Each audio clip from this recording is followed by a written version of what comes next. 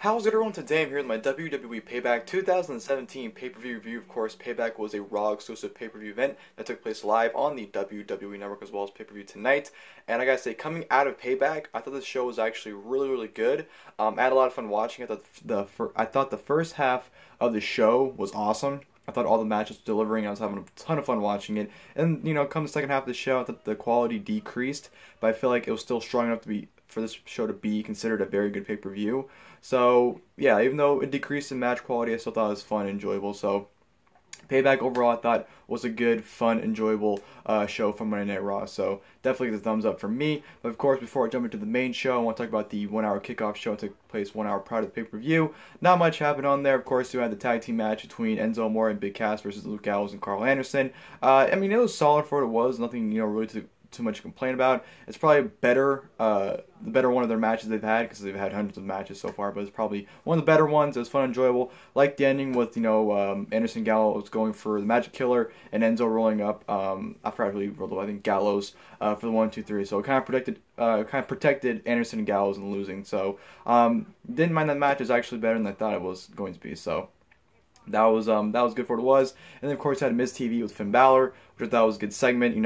We didn't get as much as I was hoping from Finn Balor, but I feel like in this segment, he definitely showcased his personality a lot more. And I'm going to enjoy his feud with Miz going forward. So I thought it was a good, solid segment. Hopefully Finn Balor's in the Universal title scene sometime this summer, maybe challenging Brock Lesnar at, I can't believe I'm saying this, Great Balls of Fire or SummerSlam. I know, Braun Strowman's probably going to be contender for one of those shows, so hopefully Finn Balor can be a contender for, the other show that Braun Strowman is contending for. So I enjoyed the segment. Like I said, I thought Finn Balor showed his personality and definitely sets up his feud with The Miz, so that was good. And then we go on to the pay-per-view itself, which opened up with the United States Championship match. Kevin Owens defending his United States title, the face of America, against Chris Jericho. I thought this was a really good match here. Definitely a strong way to kick off the pay-per-view.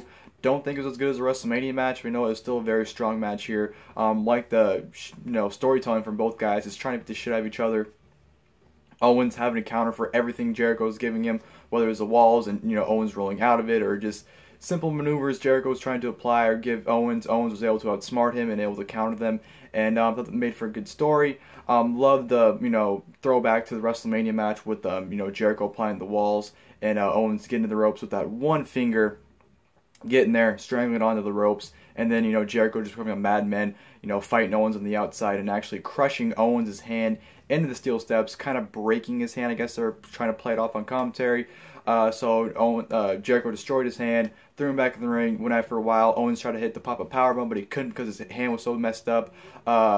Then Jericho was able to lock Owens into the walls of Jericho one last time, and Owens, not able to reach with his broken hand, decides to tap out, and Chris Jericho is your brand new United States Champion and going to SmackDown Live with Kevin Owens. Very, very surprised by that. Was not expecting Jericho to win the U.S. title. I thought this was, their blow-off with Owens, going over and probably just destroying Jericho afterwards. And, writing him off that way, and the fact that Kevin Owens just started this Face of America gimmick, him losing the title was a very, very huge shock to me. Maybe he wins it back on SmackDown Live on Tuesday. Not sure what they're going to do, but definitely caught me off surprise that Jericho won the title back. So, great match. Love the back and forth action, the counters, and storytelling with Owens' hand. So, really enjoyed that opening match between both of them. Just very, very surprised that Jericho still is a brand new United States Champion. Can't wait to see how that plays out on SmackDown Live on Tuesday. So, that's definitely a reason to look forward to SmackDown Live. From there, I'm going to go to the WWE Cruiserweight Championship match. The King of the Cruiserweights, Neville, taking on Austin Aries. I thought this was awesome. I thought it was hard-hitting and stiff. Started off kind of slow with Neville really just grounding Austin Aries and really just pounding him for a while, not letting him get the offense, getting any offense, and of course Aries eventually would get that one stroke of luck, and gaining the upper hand on Neville, just crushing him with chops and elbows, and the suicide dive on the outside, and then they just started wailing at each other left and right. They just really gave us a strong style match, which is them just crushing each other with blows left and right with kicks. I just thought that I went out there and just had an absolute brawl, and I loved every second of it. That was really fun. Not sure if I'd say it was better than the WrestleMania match, but definitely was one hell of a Cruiserweight title match here, I thought. And I love the story that they're playing that, Neville cannot beat Austin Aries clean. At WrestleMania, he resorted to the Red Arrow to beat Austin Aries. And then here, even though it was a DQ finish, I thought it played out excellently. Austin Aries hitting a flip power bomb off the second or top rope on Neville, following up with a last chancery, which I thought was a great transition. And of course, Neville was not able to get the ropes. He knew he was going to tap out. So what does he do? He grabs the ref by the shirt, throws him across the ring, causing disqualification, thus retaining the championship. Like I said, that just adds to the story that Neville knows he cannot beat Austin Aries clean, that he had to resort to getting DQ'd to retain his championship because he knew he wasn't going to get out of the last chancery. So really like that story that was being told. Can't wait to see what match they have, assuming at Extreme Rules. I hope it's some kind of stipulation like a high quit or some kind of match where, you have to make the other man forcibly lose, as in like I quit or submission, something like that. So I hope they get a strong stipulation if the rematch is at Extreme Rules. But like I said, I thought it was an awesome match. Loved the hard-hitting stiffness from both men, and I thought they tore the house down and put on an awesome match. So kudos to Aries and Neville for putting on a great match. And from there on, we go to the Raw Tag Team Championship match. The Hardy Boyz defending their tag team titles against Cesaro and Sheamus. I thought this was awesome as well. I thought, at first he played off great back and forth action. And then, of course, the Hardys took control of the match for a little while. And then, of course, Jeff would get the tag in. Then Cesaro and Sheamus just absolutely obliterated Jeff Hardy. I thought Cesaro and Sheamus probably had their best performance as a tag team in this match right here. I felt like they just looked so good, just destroying Jeff Hardy, showcasing their strength.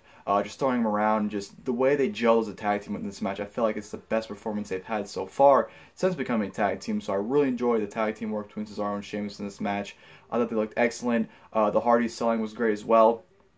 Jeff took some nasty bumps, like Sheamus' arm drag to Jeff Hardy, where Hardy flew between the ropes and just took a nasty fall on the outside. I thought he took a really bad fall there. And then Sheamus just kicking him straight in the face to the point where he knocked his tooth out, which was a very vicious kick there from Sheamus. So Sheamus attacking Cesaro. Cesaro had his fair share with Jeff Hardy, hitting the springboard uppercut on him, doing the Cesaro swing, hitting the sharpshooter. Actually, I believe he did that on Matt Hardy. I'm not sure which one, but Cesaro had his fair share in the ring with one of the Hardys, with him just absolutely dominating them. So I thought it was fun. Cesaro and Sheamus was just throwing the Hardys around, but the Hardys would outsmart Cesaro and Sheamus when Sheamus would hit a white noise up the top rope, or on the second rope, sorry, on Matt Hardy, and then he would go in the corner. He was pinning Matt Hardy, but as he was pinning Matt Hardy, Jeff was a legal man. Jeff hits a swanton bomb on Sheamus, for the 1-2-3 victory. So the Hardy Boyz retain the tag team titles, which I thought was a very entertaining match. I thought the styles meshed well, and it was a great match. I really enjoyed that. In the aftermath, it was even better when Cesaro and Sheamus finally turned heel. They attacked the Hardy Boyz with the match, throwing them in the post. Cesaro just ramming Jeff into the post while Sheamus just pounding on Matt Hardy, and then eventually Sheamus bro kicks Jeff in the back of the head while Cesaro rams Jeff into the post. So Cesaro and Sheamus heel turn definitely needed, in my opinion. They've been kind of stale for a while now as a tag team, and I feel like this heel turn definitely brings new light into them. Even though, I want to see Cesaro be a face on his own, because I really do feel like he has potential to be a top babyface. But since, he's going to be stuck in this tag team, you might as well turn him heel with Sheamus and have them go on a run for a while there. So I'm really excited to see how they go as a heel tag team. Like I said, I thought that they were getting stale, so this heel turn definitely gives them life back in their tag team. So great match followed by great aftermath. So really excited to see where this leads. And from there on, we go to the Raw Women's Championship match, Bayley versus Alexa Bliss. This was a good, solid match here. I thought, both women looked great. They're, wrestling back and forth at the beginning of it, and then, of course, Alexa Bliss quickly shuts down Bayley with that forearm. Just absolutely vicious. And, of course, Alexa Bliss playing the great heel role that she does. She's probably the best heel, honestly, in the women's division, since Charlotte's, I guess, a face now. I would say Alexa Bliss is probably the number one heel in terms of all the women's wrestlers.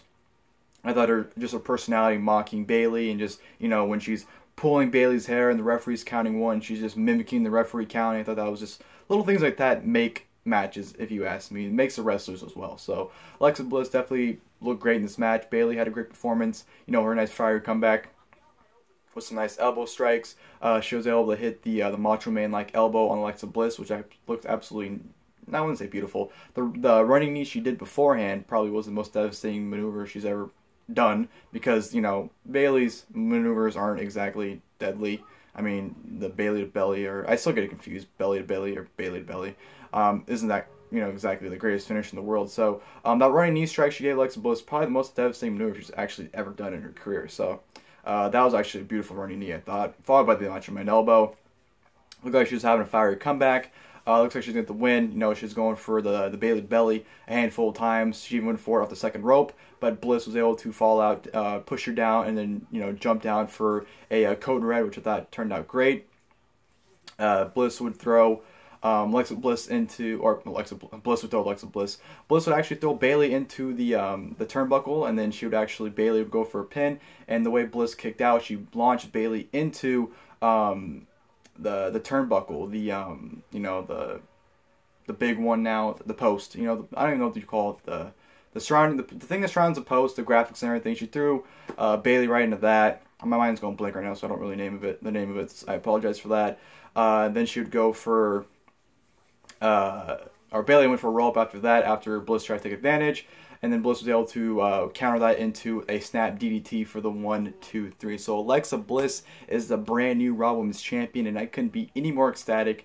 Very, very happy that Bliss is Women's Champion. Bayley, to me, has been very, very stale and just not interested at all to see what she has to do as Women's Champion. So I feel like Bliss winning that title definitely gives me reason to care about the division, especially considering the fact that she's now the first woman to hold both the SmackDown and Raw Women's Championships. I think she's very, very deserving, and she's come a long way since her being in NXT. So very, very happy Alexa Bliss is the new Raw Women's Champion. Excited to see matches with Sasha Banks, because I'm pretty sure they'll probably do it in the summer with her and Sasha Banks. I feel like they'll just go out there and kill each other, which I'm really excited about. So, yeah, good solid match between both of them. Very, very happy Alexa Bliss, the new Raw Women's Champion. Really glad about that. So, that was that. And then we go on to the House of Horrors match between Randy Orton and Bray Wyatt. The first half of the match, I gotta say, I like the concept of brawling in houses because it makes it seem like these two really want to kill each other. But the presentation of this House of Horrors, the sound effects, because they would punch each other and like it would be like movie sound punches where you'd hear the punches, even them throwing each other in the walls, and the music on top of it. I feel like the effects really ruined this. And, you know, they were just brawling throughout the house. They went to a room with babies. They went to the kitchen where Bray Wyatt threw the refrigerator on Randy Orton. It was just so horror movie-ish, and I know that's what they were going for, but it just came off like so budgety. It was like direct-to-DVD quality horror movie. That's what it was. So the first half of the House of Horrors, nothing really too much to talk about. It's one of those things where you watch and you're just like, what the fuck did I just watch? It wasn't really even that entertaining. It was just like, it was kind of embarrassing to watch because of how bad it was made. But I give them props. I like the idea. It's just the way they present it. It's just like, you ruin what could be a great idea. So that was that. That was the first half. Bray Wyatt escapes the House of Horrors. And by the way, Randy Orton was sitting in a limo shirtless and elbow pads and jeans, which I thought was the greatest thing I've ever seen in my life at that point. So yeah, that was that. And Bray Wyatt escapes in the limo and heads to the arena. So that was that portion of the match. And then we go on to Seth Rollins versus Samoa Joe, which I thought was disappointing. I know what they're going for. You know, Samoa Joe was being the killer, where he was focusing on Seth Rollins' knee, targeting the knee. But I just feel like they just weren't meshing. I feel like the crowd kind of was not into it either after what they just saw at the House of Horrors. I don't know. I just feel like all these elements mixed in just did not produce for a good match. I mean, the match was good, but I feel like this match could have been so much better. And I feel like Seth Rollins needs to turn heel because honestly, his in-ring work as a face does not compare to his in-ring work as a heel. So maybe that's a problem as well. Maybe Seth Rollins needs to turn heel. I'm not saying that'd be the solution for, you know, these two having matches, but I just feel like for the long term, you know, Seth Rollins matches, I feel like him turning heel is probably the best thing to do for him. But this match was good. I like, you know, Samoa Joe looking very dominant, like I said, working on the knee of Seth Rollins. You know, Seth Rollins had like little glimpse of hope. You know, he hit a Falcon Arrow out of nowhere on Samoa Joe. Him having quick comebacks with suicide dives, you know, hitting frog splash from the top rope, hitting blockbusters. You know, he had the small comebacks with Samoa Joe would quickly cut him off. And I like the ending with Samoa Joe trying to lock in the Coquina clutch. And the way Seth Rollins pinned him was a way to protect Samoa Joe. So Seth Rollins defeats Samoa Joe while also protecting Samoa Joe because of the way he was pinned. So, like the story, just the match quality just did not measure up to what I was hoping. And, you know, another thing that kind of bothered me was I feel like Samoa Joe was more concerned about injuring Seth Rollins than beating him, which to me kind of diminishes the character. It's kind of like, I know you want to beat him up, but it's like you kind of have to win too. So I feel like the fact that Samoa Joe is more focused on just beating the shit out of him rather than actually beating him, kind of, affected the match as well. So, like I said, it was a good match, but it does not measure up what it could have been. So, that was that. And then, of course, we had the conclusion of the House of Horrors. Bray Wyatt arrives. Randy Orton attacks him with a steel chair. They brawl for a couple minutes. Randy Orton hits the RKO on Bray Wyatt after the Bollywood Boys, or now the Singh brothers, tried to attack Randy Orton, which, by the way, Cole tried to make him sound like a threat by yelling, "Oh my god, it's the Singh brothers!" Like, come on, the Bollywood Boys are probably the worst tag team in the world today. They are no threat to anyone, Michael Cole, so don't sit here and try to fucking tell me that the Singh brothers are a fucking threat. I'm sorry that I'm getting all fired up. I fucking do not like the Bollywood Boys. I think they're absolutely fucking terrible, and I don't want to see them. So, the fact that they're getting a push and they're, having Cole make them sound like they're a threat kind of sickens me. So, Singh brothers attack Randy Orton. Orton makes quick work of them, hits an RKO on Bray Wyatt. Jinder Mahal attacks him with the WWE title. Bray Wyatt's sister Abigail on Randy Orton. 1, 2, 3. Bray Wyatt beats Randy Orton. That's House of Horrors. Nothing to talk about. Shitty segment. And just the fact that I had to see Jinder Mahal and the Singh brothers tonight really irritated me. So, that was that. And then we go to the main event, which was Roman Reigns versus Braun Strowman. I felt like this match was a lot better than their Fastlane match. I actually enjoyed this a lot more. I like that Roman Reigns was actually selling the beatdown for a few weeks ago, because honestly I was expecting them to just have him come out looking perfectly fine. Excuse me. But the fact that he actually came out in bandages wrapped all around him, I thought was a nice touch. Braun Strowman just absolutely obliterated. I can't speak.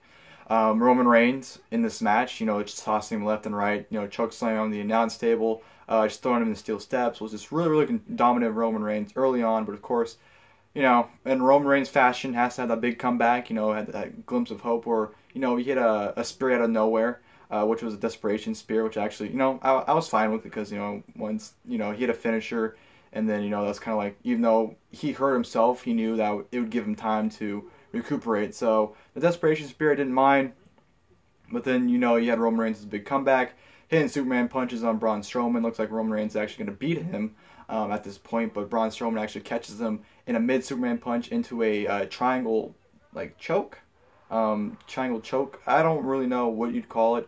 Triangle.